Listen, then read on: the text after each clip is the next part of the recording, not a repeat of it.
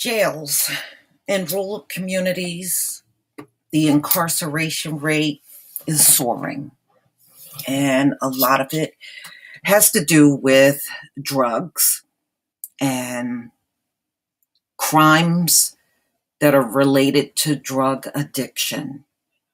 So now you have, in many cases, arrests in rural areas outpacing arrests in urban areas.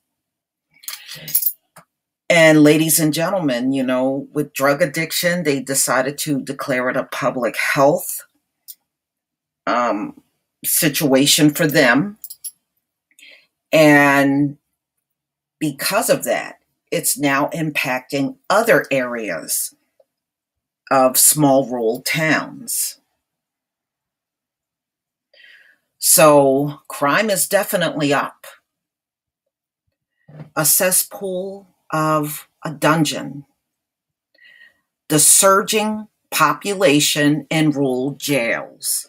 And it's so bad, they have to transport some of these people to other jails because they are running out of space. So many of them are going to jail. They are literally running out of space. The Hamlin County Jail has been described as a dangerously overcrowded cesspool of a dungeon, with inmates sleeping on mats in the hallways, lawyers forced to meet their clients in a supply closet, and the people inside subjected to horrible conditions every day. And that's the county sheriffs talking. So jail populations used to be concentrated in big cities. But since 2013, the number of people locked up in rural conservative counties, such as Hamlin, has skyrocketed, driven by the nation's drug crisis. Remember, they don't want to do anything to these people because it's a public health crisis, according to the people in charge. And we know why. When the face of the addict changed, so did the attitudes. Like a lot of Appalachia, Morristown, Tennessee, about an hour east of Knoxville, has been devastated by methamphetamines and opioid use. Residents who commit crimes to support their addiction pack the 255-bed jail, which had 439 inmates at the end of October, according to the latest state data. Many cities have invested in treatment options and diversion programs to help drug users, but those alternatives aren't available in a lot of small towns. Interesting, right? But ladies and gentlemen, remember, they barely want to do anything to these folks as far as jailing them. So when you don't jail these drug addicts, they're running amok out here, which means you're giving them all the time in the world now to commit all kinds of crime. The disparity has meant that while jail populations have dropped 18% in urban areas since 2013, they have climbed 27% in rural areas during the same period, according to estimates in the report from VERA, a non-profit program that works to improve justice systems. The estimates are drawn from a sample of data from about 850 counties across the country.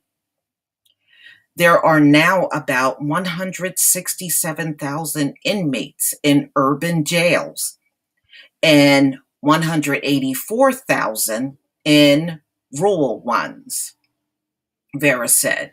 Now, ladies and gentlemen, that should be eye-opening. There are more people going to jail in rural areas than in the urban areas now. And it's been that way since 2013. Suburban jail populations have remained about the same since 2013, while small and mid-sized cities saw a 7% increase. Rural jails now lock up people at a rate more than double that of urban areas. And you see they're sleeping on mats on the floor because they literally have run out of space in these rural jails.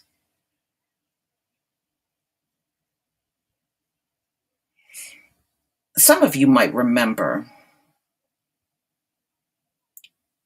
last year and maybe even the year before, I did a couple of articles on the fact that white women now go to jail at higher rates than black women in this country. And now you are looking at rural areas where they have a high population of poor whites, and they are now outpacing people in urban areas that go to jail.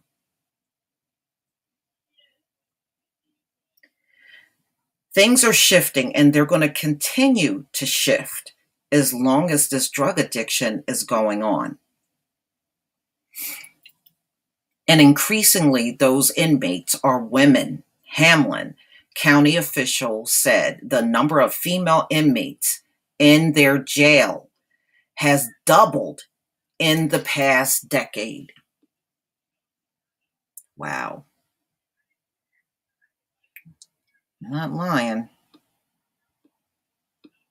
Drug use isn't the only reason that some rural jails are packed. State prisons sometimes pay counties an extra bed space to house inmates, and so does the federal government. The number of immigration and custom enforcement detainees held in jails rose about 4,300 from 2013 to 2017, Vera estimates. Small towns also lag cities in effort to reduce incarceration, such as releasing non-violent offenders without requiring them to pay hefty bail amounts while awaiting their day in court. The rural jail boom runs counter to the nationwide, largely bipartisan push towards reducing incarceration, which has been embraced by everyone from the American Civil Liberties Union to President Trump's son-in-law, Jared Kushner. Sentencing law provisions have led state and federal prison populations to drop since 2009, following a 4-decade boom. Many cities have seen the number of people in jails, which hold people convicted of minor crimes or awaiting trial, plummet in similar fashion. In Nashville, 200 miles west of Morristown, the inmate population has fallen 28% since 2013, according to Vera. Other cities with big declines also Buffalo, Chicago, New York City, Oakland, and Philadelphia. But in places with like Hamlin County, with a population of 65,000, the system works differently. People get arrested on charges like possession, shoplifting to pay for their addiction, or failing a drug test while on probation, and the bail is set too high for many to afford. Almost everyone in the county jail is there because of charges related to addiction, said the sheriff, Esko Jernagan. Now, ladies and gentlemen, we have been saying that in the Black community forever now. You have most of these people locked up for non-violent drug offenses. And now you see that is exactly the case also in rural areas. It's the same thing. Same thing we've been saying all along is now happening to them.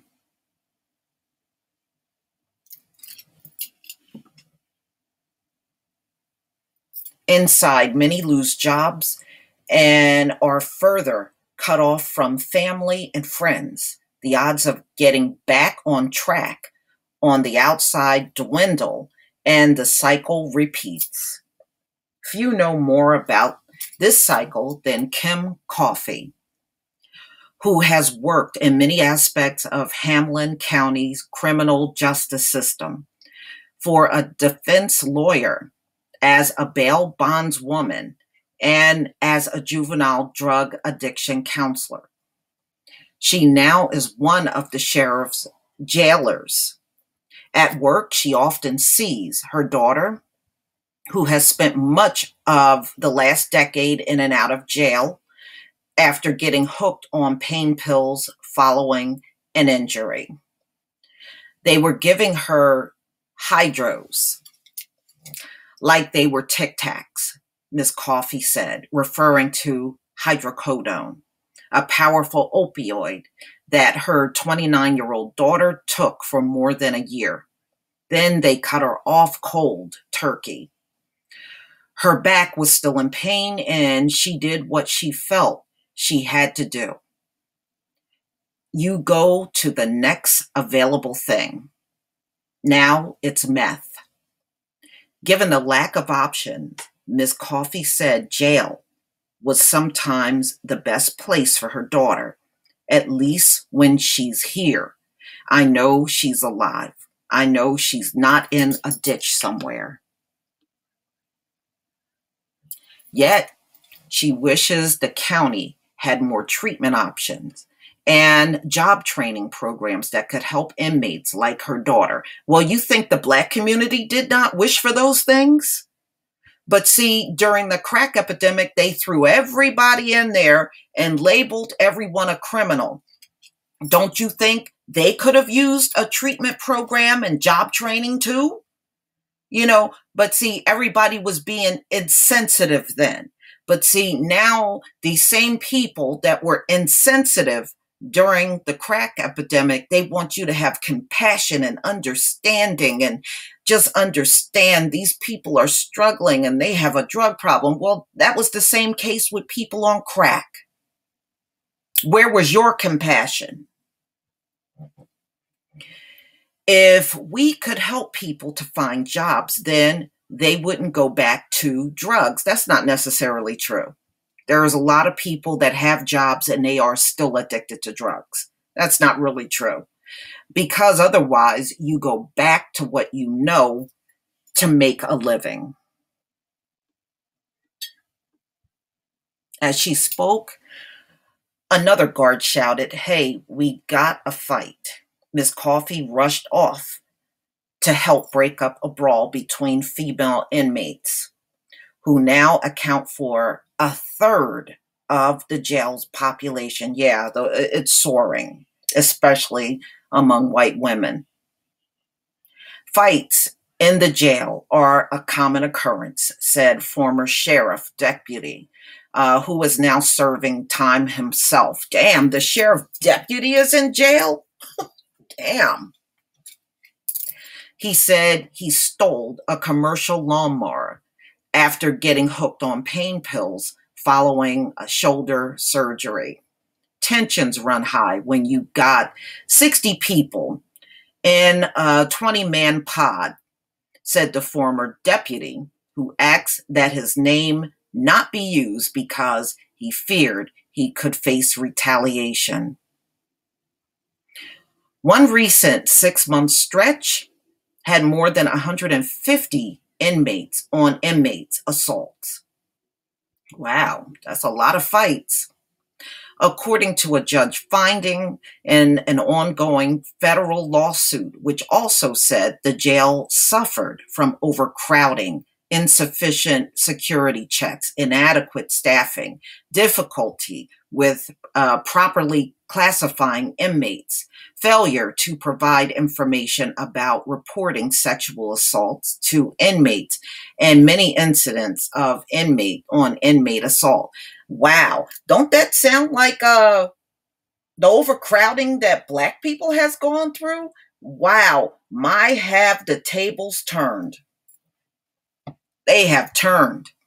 Hamlin County officials have proposed a new justice center that would include a jail twice the size of the current one, as well as new courtrooms. But the $73 million price tag has drawn protest from some taxpayers. Over the past 6 years, the county annual jail expenses have risen from 4.4 million from 2.6 million, said Bill Britton, the county top administrator.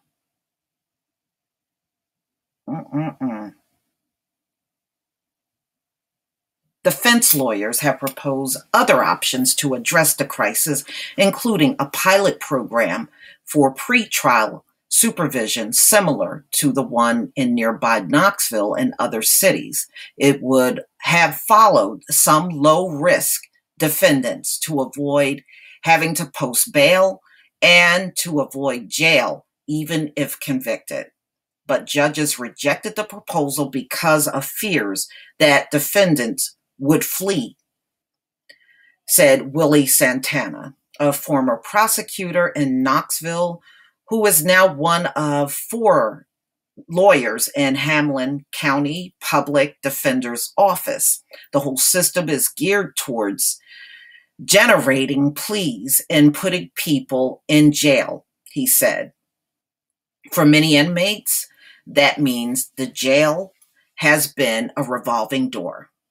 More than 3/4 of 850 new cases that Mr. Santana handled in the past year involved a client who had previously been incarcerated for something drug-related, he said. Many small cities and rural areas haven't embraced efforts to make it easier for nonviolent offenders to get on with their lives after scrapes with the law. And even in rural areas that might favor more treatment over incarcerations, hospitals have shut down, limiting their choices.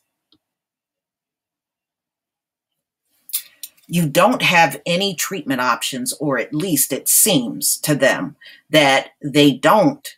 So many judges and prosecutors feel that they have no choice but to lock up people, Pamela Medgar, director of Decent Criminal Justice Reform Center at SMU Dedman School of Law.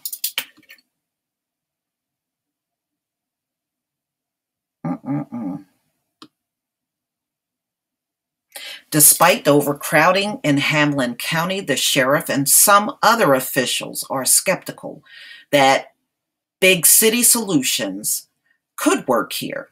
Sheriff Jernigan said he favors education and prevention over treatment. We can't cure them once they get on some of these drugs, he said. It's jail or the graveyard. Yeah, that's true, But ladies and gentlemen, I love how they're talking about all of these options that were never offered to people on crack. They didn't offer any of these things. East Tennessee is a very conservative area, and folks believe that people who commit the crime need to do the time.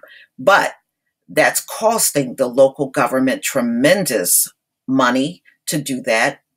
Mr. Britton said, "We can't build our way out of jail overcrowding. We've got to change some of the ways we detain and punish people. We've got to do something different." I know what your something different is. Don't jail them at all. you know. So they're trying to get all these programs to help these people get back on their feet, including work. But the rural areas, y'all, is a mess. It's not like it was before. Now, yeah, you could see the inmates sleeping on the floor in the hallway because it's so overcrowded. See, gone are the days where most of the people are being jailed or in urban areas. As you can see, it's not the case anymore. People in rural areas get jailed at a much higher rate than people in urban areas. So, ladies and gentlemen, please tell me what you think. And this will continue to change because they haven't done nothing to resolve the drug addiction other than say it's a public health issue and not jail these people. So please tell me what you think, ladies and gentlemen. Please leave your comment and subscribe. Don't forget to hit on the notification bell, and I'll see you on the next video. Peace, family.